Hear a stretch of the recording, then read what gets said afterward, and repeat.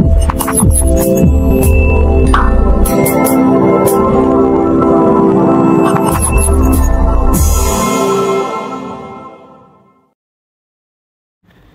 Friends, welcome to K drama కథలు. అందరు ఎలా ఉన్నారండి? ఇవాళ మన ఛానల్లో ఎక్స్ప్లెయిన్ చేయబోతున్న కథ బియాండ్ ఈవిల్ అని 2021లో వచ్చిన కొరియన్ డ్రామా నుంచి ఫైనల్ ఎపిసోడ్ అయిన నెంబర్ 16. మొత్తం మీద మనం ఫైనల్ ఎపిసోడ్కి వచ్చేసామండి. ఈ సిరీస్ కంప్లీట్ చేయడానికి నాకు చాలా టైం పట్టింది. మధ్యలో హెల్త్ ఇష్యూస్ రావడం వల్ల డిలే కూడా అయిపోయింది. బట్ ఫైనలీ మీ అందరి ఎంకరేజ్మెంట్తో నేను సిరీస్ ఎక్స్ప్లెనేషన్ని కంప్లీట్ చేస్తున్నా. నా వీడియోస్ని చూసి లైక్ చేసి కమెంట్స్ పెడుతున్న అందరు సబ్స్క్రైబర్స్కి చాలా చాలా థ్యాంక్స్ అండి. అలానే కొత్త వ్యూవర్స్ ఎవరన్నా ఉంటే మీకు మిస్టరీ, థ్రిల్లర్ లాంటి జానర్ సిరీస్ నచ్చితే తప్పకుండా నా ఛానల్ని సబ్స్క్రైబ్ చేసుకోండి. ఇంకా మీకు తెలిసిన సంగతే, ఫస్ట్ 15 ఎపిసోడ్ ఎక్స్ప్లెనేషన్ లింక్స్ డిస్క్రిప్షన్లో పెట్టాను. అది ముందు చూసి ఈ వీడియో చూడండి, అప్పుడు మీకు స్టోరీ అర్థమవుతుంది. అలానే నా టార్గెట్ 1000 సబ్స్క్రైబర్స్ రావాలని పెట్టుకున్నాను. సో అందరూ తప్పకుండా సబ్స్క్రైబ్ చేసుకుని ఎంకరేజ్ చేయండి. ఈ వీడియోని లైక్ చేసి కమెంట్స్లో ఈ ఎపిసోడ్ ఎలా అనిపించిందో నాకు చెప్పండి. ఇంకా లేట్ చేయకుండా ఎక్స్ప్లెనేషన్ స్టార్ట్ చేద్దామా? ఎపిసోడ్ 6 స్టార్టింగ్లో మనం చీఫ్ జంగ్ ఇంట్లో ఉన్న సీన్ చూస్తాం. అతను ఫ్రెష్ అవ్వడానికి వాష్రూమ్లోకి వెళ్తూ చైర్మన్ లీకి కాల్ చేస్తాడు. సడన్గా చైర్మన్ లీ ఫోన్ అతని వాష్రూమ్లో రింగ్ అవుతుంది. అదేంటి అనుకునే లోపే చైర్మన్ లీ షవర్ కర్టెన్ ఓపెన్ చేసుకుని వచ్చి చీఫ్ జంగ్ని అటాక్ చేసి నైఫ్తో గొంతు కోసి చంపేస్తాడు. అండ్ ఆ నైఫ్ని చీఫ్ జంగ్ హ్యాండ్లో పెడతాడు. అలానే షింక్ కౌంటర్ మీద ఒక చీఫ్ నామ్ ఫోన్ అండ్ ఒక బర్నర్ ఫోన్ కూడా పెట్టి అక్కడి నుంచి వెళ్ళిపోతాడు. జువాన్ కూడా అదే టైంకి మెయిన్ డోర్ ఓపెన్ చేసుకుని లోపలికి వస్తాడు. లైట్స్ అన్నీ ఆఫ్ చేసి ఉంటాయి. ఓన్లీ వాష్రూమ్ లైట్ వెలుగుతూ ఉండటం చూసి అందులోకి వెళ్తాడు. అక్కడ చీఫ్ జంగ్ బాత్ టబ్లో పడి ఉంటాడనమాట. జువాన్ చూస్తూ ఉండగానే చీఫ్ జంగ్ ఆఖరి శ్వాస తీసుకుని అతని ముందే చనిపోతాడు. జువాన్కి అక్కడ పడి ఉన్న నైఫ్ అండ్ ఫోన్స్ని చూసి ఇదంతా డాంగ్షిక్ని ఇరికించడానికి చేసిన ప్లాన్ అని అర్థమవుతుంది. బయటికి వచ్చి అందరికీ చీఫ్ జంగ్ చనిపోయారు, బహుశా నేనే చంపేశానేమో అని అంటాడు. నెక్స్ట్ సీన్లో మనం డాంగ్షిక్ అండ్ జువాన్ని ఇంట్రోగేషన్ రూమ్లో చూస్తాం. అక్కడ డాంగ్షిక్ అతని ఫోన్కి చీఫ్ జంగ్ పంపిన మెసేజ్ గురించి మాట్లాడుతూ నన్ను రమ్మని పిలిస్తే నువ్వెందుకు ఆయన ఇంటికి వెళ్ళావు అని అడుగుతాడు. జువాన్ మాత్రం చీఫ్ జంగ్ మర్డర్ కేసులో నిన్ను ఫ్రేమ్ చేద్దామని అనుకున్నారు వాళ్ళు, నేను అలా ఎప్పటికీ జరగనివ్వను అని అంటాడు. అప్పుడు డాంగ్షిక్ అతన్ని నువ్వు నా కోసం ఏం సాక్రిఫైస్ చేయక్కర్లేదు అని తిట్టి బయటికి వెళ్ళిపోతాడు. ఇదంతా గ్లాస్ డోర్ నుంచి చూసిన జీవ డాంగ్షిక్ని కలిసి అసలు ఏం జరుగుతుంది, నా దగ్గర మళ్ళీ ఏం దాస్తున్నారు అని అడుగుతుంది. డాంగ్షిక్ ఫైనల్గా ఆమెకి చీఫ్ హానే యూయాన్ని యాక్సిడెంట్ చేసిన అసలైన కిల్లర్ అని, అలానే జిన్ముక్ అండ్ చీఫ్ నామ్ మర్డర్స్ని కూడా చైర్మన్ లీతో కలిసి చేశాడు అని చెప్తాడనమాట. నెక్స్ట్ సీన్లో చీఫ్ హాన్ అండ్ ప్రాసిక్యూటర్ క్వాన్ని అతని ఇంట్లో చూస్తాం. అక్కడ ప్రాసిక్యూటర్ క్వాన్ చీఫ్ జంగ్ కేస్ గురించి డీటెయిల్స్ ఇస్తాడు. చీఫ్ జంగ్ క్రైమ్ సీన్ దగ్గర ఒక నైఫ్ దొరికింది, దాని మీద అతని ఫింగర్ ప్రింట్సే ఉన్నాయి అని చెప్తాడు. అలాగే చీఫ్ నామ్ ఫోన్తో పాటు ఒక బర్నర్ ఫోన్ కూడా దొరికింది. ఆ బర్నర్ ఫోన్ నుంచి చీఫ్ నామ్కి అతను చనిపోయిన రోజే కలవమని ఒక మెసేజ్ కూడా వచ్చింది అని అంటాడు. చీఫ్ హాన్ బహుశా చీఫ్ జంగే చీఫ్ నామ్ని చంపేసి ఇప్పుడు ఆ గిల్ట్ తట్టుకోలేక ఆత్మహత్య చేసుకున్నాడేమో అని అంటాడు. అలానే ప్రాసిక్యూటర్ క్వాన్కి లైట్గా వార్నింగ్ ఇస్తూ చీఫ్ జంగ్ కేస్ని ఆత్మహత్య కేసు కిందే డీల్ చేయమని చెప్తాడనమాట. ఇంకోవైపు ఆ సిటీ నుంచి ఎస్కేప్ అవుదాం అనుకుంటున్న chairman Lini Jiva and team వాళ్ళు అరెస్ట్ చేస్తారు. నెక్స్ట్ సీన్లో ఇంట్రాగేషన్ రూమ్లో చూస్తాం వాళ్ళని. ఆమె చీఫ్ జంగ్ చనిపోయినప్పుడు నువ్వు ఎక్కడున్నావు అని చైర్మన్ లీని ఎన్నిసార్లు అడిగినా అతను మాత్రం ఇంట్లోనే ఉన్నానంటూ రెస్పాన్స్ ఇస్తాడు. అప్పుడు జీవా అతనికి ఒక వీడియో చూపిస్తుంది. అందులో చైర్మన్ లీ వాకింగ్ స్టిక్తో ఫిషింగ్ చేస్తున్న చీఫ్ జంగ్ని అటాక్ చేయబోతూ డాంగ్షిక్ రావడంతో ఆగిపోవడం చూసాం కదా, అది ఉంటుందన్నమాట. ఆ వీడియోని డాంగ్షికే సీక్రెట్గా రికార్డ్ చేశాడని కూడా మనకు చూపిస్తారు. నెక్స్ట్ సీన్లో డాంగ్షిక్ని కౌన్సిల్ ఉమెన్తో చూస్తాం. అక్కడ అతను ఆమెకి చైర్మన్ లీ చీఫ్ జంగ్ని ఫిషింగ్ చేస్తున్నప్పుడు అటాక్ చేయడానికి ట్రై చేసిన వీడియో చూపిస్తూ ఉంటాడు. అండ్ అతని నెక్స్ట్ టార్గెట్స్ నువ్వు లేక మీ అబ్బాయి జుంగ్జే ఎవరైనా కావచ్చు అని వార్న్ చేస్తాడు. కౌన్సిల్ ఉమెన్ డో కొంచెం కంగారు పడుతుంది, కానీ డాంగ్షిక్తో నీ మాటలతో నన్ను ఫూల్ని చేస్తే నిన్ను నమ్ముతాను అనుకుంటున్నావా అని అంటుంది. కానీ డాంగ్షిక్ మాత్రం నాకు పాపం జుంగ్జే గురించే తలుచుకుని బాధేస్తుంది అని చెప్పి అక్కడి నుంచి వెళ్ళిపోతాడు. అదే టైంలో జువాన్ హాస్పిటల్లో ఉన్న జుంగ్జేని అక్కడి నుంచి తప్పించి జై డ్రైవ్ చేస్తున్న అంబులెన్స్తో తీసుకుని అక్కడి నుంచి పారిపోతారు. చాలా దూరం వచ్చాక జై అంబులెన్స్ని ఆపేస్తుంది. అప్పుడు జువాన్ జుంగ్జేతో యూయాన్ మర్డర్ కేసులో సొంతంగా పోలీస్ స్టేషన్కి వెళ్ళి లొంగిపోమని అంటాడు. జుంగ్జే మాత్రం మర్డర్ కేసు కాదు కానీ యూయాన్ చనిపోయిందన్న విషయం దాచిపెట్టినందుకు నన్ను అరెస్ట్ చెయ్యి అని చెప్తాడు. నెక్స్ట్ సీన్లో జువాన్ ప్రాసిక్యూటర్ క్వాన్ని కలిసి కౌన్సిల్ ఉమెన్ డో అండ్ జుంగ్జేకి అరెస్ట్ వారెంట్ ఇష్యూ చేయమని అడుగుతాడు. ప్రాసిక్యూటర్ క్వాన్ ఏమో చీఫ్ హ్యాన్కి తెలియకుండా ఏ పని చేయడానికి ఒప్పుకోడు. కానీ జువాన్ అతనితో నువ్వు చీఫ్ హ్యాన్కి ఎంత లాయల్గా ఉన్నా చివరికి ఆయన నిన్ను కూడా ఈజీగా కట్ చేసేస్తారు, కొడుకైనా నన్నే వదిలిపెట్టరు అని అంటాడనమాట. అలానే నువ్వు ఇప్పటికైనా ప్రాసిక్యూటర్ డ్యూటీకి న్యాయం చేసి సరిగ్గా పనిచేయి అని చెప్తాడు. ఇంకోవైపు సెల్లో ఉన్న చైర్మన్ లీని డాంగ్షిక్ కలవడానికి వస్తాడు.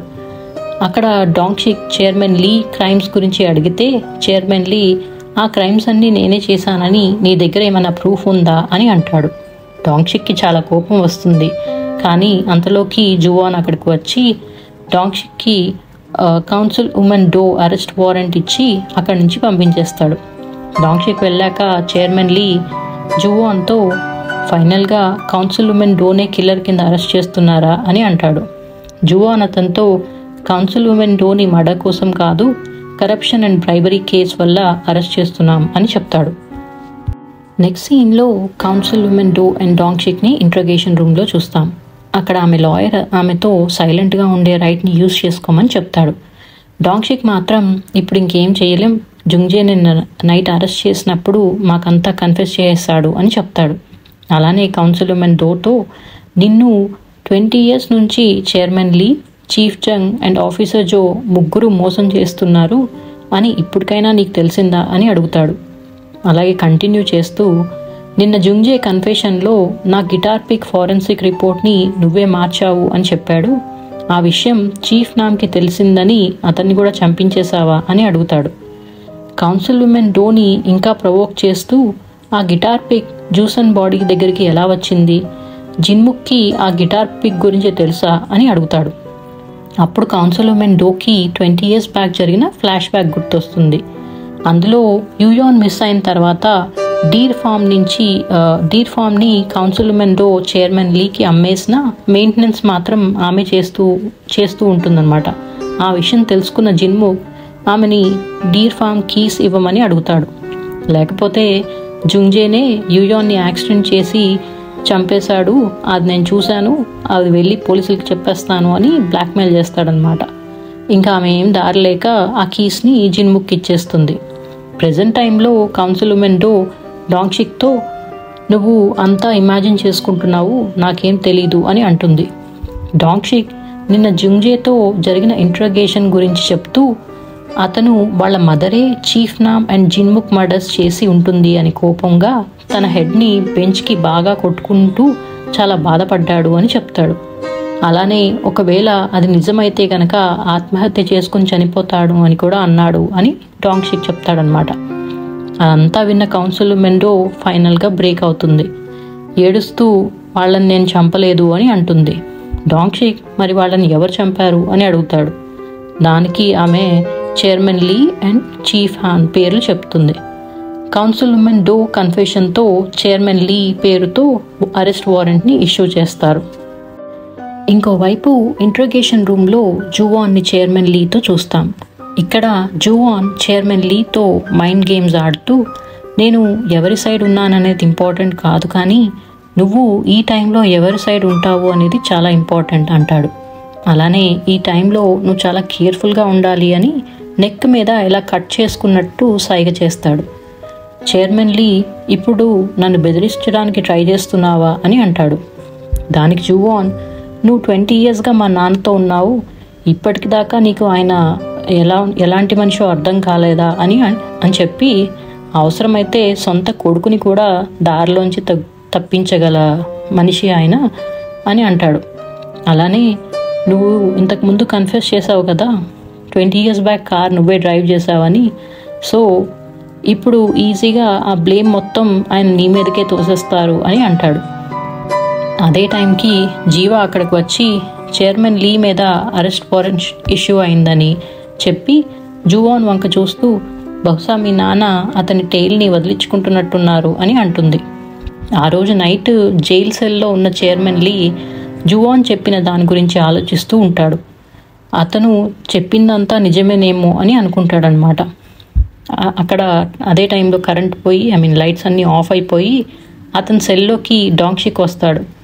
అండ్ చైర్మన్ లీ ని సడన్గా అటాక్ చేసి గొంతు నొక్కి చంపైపోతాడు అనమాట. చైర్మన్ లీ చీఫ్ హ్యానే అతన్ని చంపడానికి డాంగ్షిక్ని పంపించాడేమో అని కంగారు పడి చీఫ్ హ్యాన్ పేరు కన్ఫెస్ చేసేస్తాడు. ఫైనల్గా chairman Lee confession and Juwon రికార్డింగ్తో చీఫ్ హ్యాన్ మీద కూడా అరెస్ట్ వారెంట్ ఇష్యూ అవుతుంది. చీఫ్ హ్యాన్ కూడా ఆ న్యూస్ తెలుస్తుంది. అదే టైంలో టీవీలో ఆ కార్ ఆడియో రికార్డింగ్ ప్లే చేస్తూ చీఫ్ హ్యాన్ చేసిన క్రైమ్స్ గురించి చెప్తూ ఉంటారు. దాంతో అతను ఇంకా బ్రతకడం ఇష్టం లేక ఒక గన్ తీసుకుని షూట్ చేసుకుందామని అనుకుంటాడు. కరెక్ట్గా అదే టైంకి జువాన్ అక్కడికి వస్తాడు. చీఫ్ హ్యాన్ కోపంగా ఆ గన్ని జువాన్ వైపుకి పాయింట్ చేస్తాడు. జువాన్ కూడా నన్ను చంపేయండి అని ధైర్యంగా వెళ్ళి ఆ గన్ ముందు నుంచుంటాడు. అదే టైంలో డాంగ్షిక్ అక్కడికి వచ్చి చీఫ్ హ్యాన్ మీద గన్ పాయింట్ చేస్తాడు. జువాన్ డాంగ్షిక్ని గన్ ఇవ్వమని అడుగుతాడు. డాంగ్షిక్ ఫస్ట్ హెసిటేట్ చేసిన గన్ ఇస్తాడనమాట. దాంతో జువాన్ ఫస్ట్ ఒక షాట్ని గాల్లోకి ఫైర్ చేసి గన్ని వాళ్ళ ఫాదర్ వైపుకి పాయింట్ చేస్తాడు. ఈ సీన్ డైరెక్ట్గా చూసినప్పుడు చాలా టెన్షన్తో ఉంటుంది. చీఫ్ హ్యాన్ మాత్రం జువాన్ అతన్ని కాల్చడు అని అనుకుంటాడు. కానీ జువాన్ చీఫ్ హ్యాన్ వైపు పాయింట్ చేస్తూ అతని పక్కనే ఉన్న షెల్ఫ్ని కాలుస్తాడు. దాంతో చీఫ్ హ్యాన్ కొంచెం షాక్ అవుతాడు. అదే టైంకి జీవా అండ్ టీం వచ్చి చీఫ్ హ్యాన్ని అరెస్ట్ చేసి తీసుకుని వెళ్తారు. అతను వెళ్ళిపోయాక జువాన్ నేను ఇంకా పోలీస్ ఫోర్స్లో పనిచేయను అని అంటాడు.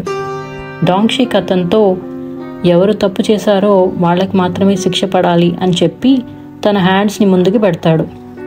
ఇక్కడ డాంగ్షిక్ మింజుంగ్ క్రైమ్ అప్పుడు ఆమె ఫింగర్స్ని వేరే లొకేషన్లో పెట్టి తప్పు చేసినందుకు ఒప్పుకుని అరెస్ట్ చేయమని అడుగుతున్నాడు అనమాట. మనకు తెలుసు కదా, జువాన్ ఈ సిరీస్ స్టార్టింగ్ అప్పటి నుంచి డాంగ్షిక్ని ఈ క్రైమ్ మీద అరెస్ట్ చేయాలి అని అనుకుంటాడు. కానీ ఆ టైం వచ్చేసరికి మాత్రం చాలా ఎమోషనల్ అయిపోతాడు.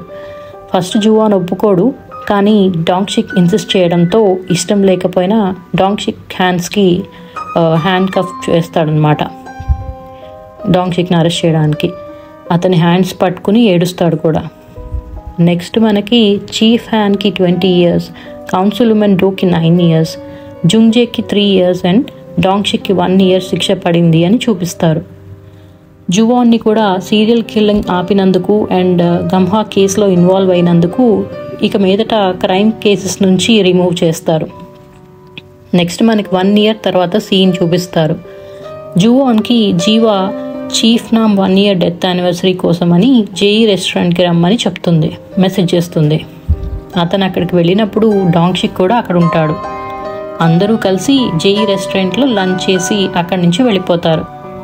జువాన్ అండ్ డాంగ్షిక్ మాటలను బట్టి ఇప్పుడు జువాన్ జూనైల్ సెంటర్లో వర్క్ చేస్తున్నాడు అని తెలుస్తుంది.